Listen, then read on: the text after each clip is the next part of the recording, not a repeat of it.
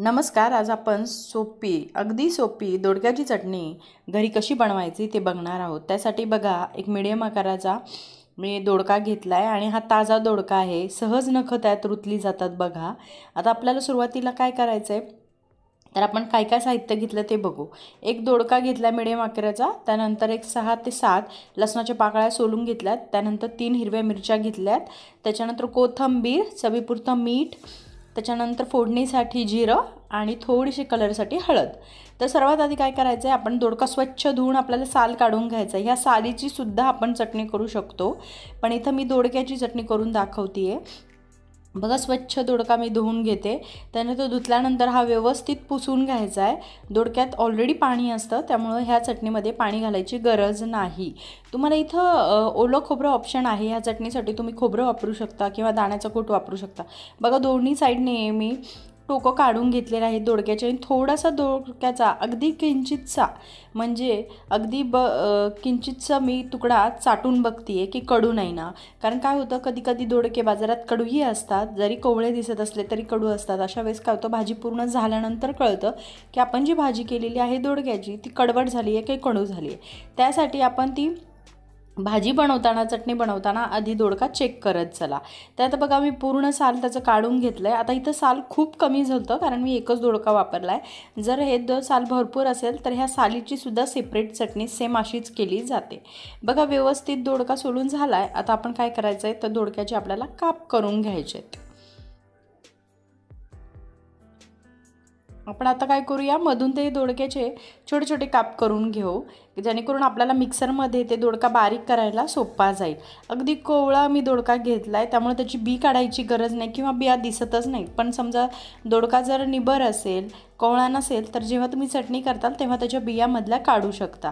त्यानंतर बघा, मी असे त्याचे तुकडे काप करून घेतलेत मीडियम आकाराचे. तुम्हाला हवे तशा आकारामध्ये तुम्ही कापू शकतात, कारण आपल्याला ते मिक्सरमधून फिरूनच घ्यायचे आहेत. इथे पूर्ण एक दोडक्याचे मी काप करून घेतले आहेत. आता आपल्याला काय करायचं, त्याच्यामध्ये बाकीचे जिन्नस घालायचे आहेत. तर बाकीचे जिन्नसमध्ये आपण लसूण घालूया, कोथिंबीर घालूया, आणि ऑप्शनल आहे ओलं खोबरं किंवा खोबऱ्याचे काप पण, सुक्या खोबऱ्याचे काप पण तुम्ही घालू शकता किंवा दाण्याचा कूट घालू शकता. पण मी इथं डायरेक्टली फक्त दोडक्याची चटणी करते आहे, म्हणून मी कोथिंबीर घातली. भरपूर अशी दोडक्याला चटणीला कोथिंबीर यूज करा. त्यानंतर मिरच्या घ्यायच्यात. मला अंदाजे असं वाटलं की दोडक्याची चटणी कमी होईल का, त्यामुळे मी 2-3 मिरच्याऐवजी 2च मिरच्या घातल्या. त्यानंतर बघा, थोडंसं मी जिरं त्यात क्रशसाठी टाकलं आहे. आणि आता हे मिश्रण आपल्याला ओबळधोडून मिक्सरमधून काढायचं, म्हणजे खूप असं बारीक नाही, दाताखाली येईल असं मिक्सरमधून आपण ही चटणी बारीक करून घेऊ. यस, मिक्सरमधून बारीक केलेली आहे. आता आपल्याला काय करायचं आहे, तर फोडणी करायची. त्यासाठी काय करायचं आहे, बघा, गॅस पेटवून घेतला आहे आणि गॅस पेटवून घेतल्यानंतर आपण ठेवतो आहे कढई फोडणी, म्हणजे परतून घेण्यासाठी. त्यानंतर बघा, थोडंसं आपल्याला कढई चांगली गरम झाली की आपल्याला ते टाकायचं आहे फोडणीसाठी तेल. अगदी किंचितचं तेल टाकायचं, कारण एकच दोडक्याची केल्यामुळे अगदी छोटी अर्धी वाटीच ही चटणी होणार आहे. त्यानंतर बघा, तेल अर्धी पळीपेक्षा कमी घातलं आहे. त्यानंतर घातलेलं तेल चांगलं तापलं की घातलेलं आहे जिरं. तुम्हाला ऑप्शनल आहे का, तुम्ही कढीपत्तासुद्धा घालू शकता. आता घरात माझ्या कढीपत्ता अवेलेबल नव्हता म्हणून मी कढीपत्ता घातलेला नाही. त्यानंतर गॅस बारीक करून घेतला. जिरं चांगलं तडतडलं की त्यानंतर जे आपण दोडका केला होता, दोडक्याची चटणी केली होती, ती त्यात आपण परतून घेतो आहे, की जेणेकरून हिरवी मिरचीचं तिखटपणा कमी होईल, प्लस दोडका पचला जाईल. व्यवस्थित ही चटणी पचवून घ्यायची. त्याच्यामध्ये बघा, पूर्ण जे मी मिक्सरचं भांडं पण पूर्ण साफ करून घेतलं. त्याच्यानंतर टाकते ते म्हणजे चवीपुरतं मीठ. आता ही चटणी कमी होणार आहे, त्याच्या हिशोबाने तुम्ही कमी जास्त चवीपुरतं मीठ घालू शकता. त्यानंतर बघा, किंचितशी हळद घालायची. हळद घातल्यामुळं कलर खूप छान येतो दोडक्याच्या चटणीला.